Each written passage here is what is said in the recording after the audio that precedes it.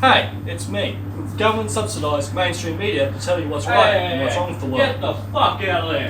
Alright, I'll get the fuck out. Fine. I'll leave. Since the 2016 election of Donald J. Trump, the issue of fake news has been brought to international attention. To solve this issue, we need a clear definition and a discussion around freedom of expression. Watson defines fake news as deliberately and strategically constructed lies presented as news articles, intended to mislead the public. Back in 2015, only 40% of Americans believed mainstream media would report news truthfully, accurately, and reliably. In 1938, Orson Welles created a radio play depicting an alien invasion so real that people believed it and it caused chaos in the streets. In reality though, this never actually occurred. According to Watson C., local newspapers made this up because radio broadcasts were draining advertising revenue. In 2018, Count Dankula was arrested for being grossly offensive under the UK's Communications Act. This is all because he made a joke about turning his pug into a Nazi to annoy his girlfriend. In recent years, these hate speech laws have been used to censor the public discourse on places like Facebook and Twitter. According to Changama, hate speech laws were first implemented by authoritarian states. According to Changama, the terms hatred and hostility are vague and risk undermining freedom of expression. And his example is the 2013 Zimbabwe election.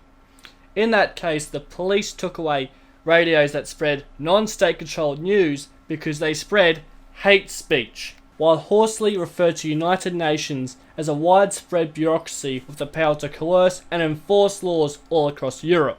Horsley also criticises the United Nations inactions against Russia's extremist laws, which allow Russians to shut down any organisation deemed to be spreading extremism. In comparison to this, Changama's observations of the US's broad-reaching freedom of speech has actually increased tolerance, not decreased tolerance, leaving a burden of proof on the UN to justify why it is censoring speech. During the Ukrainian Civil War, Russia created a propaganda campaign in traditional and alternative media.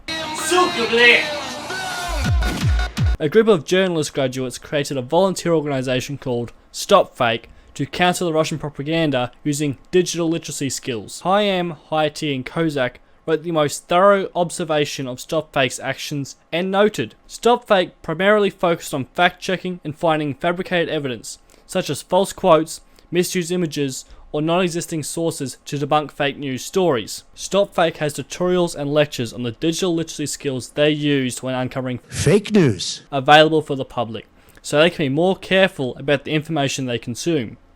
According to Watson, people misidentify altered photographs about 60% of the time.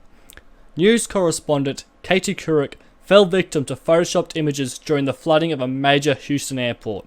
This demonstrates that reliance on professionals in of itself is not the answer to fake news.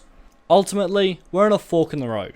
Fake news could sway elections into a candidate's favour, but allowing government to be arbiters of truth is inherently far more dangerous. The answer to the fake news issue lies in teaching digital fact-checking skills, allowing for the free market to aid in the process of minimising fake news' impact.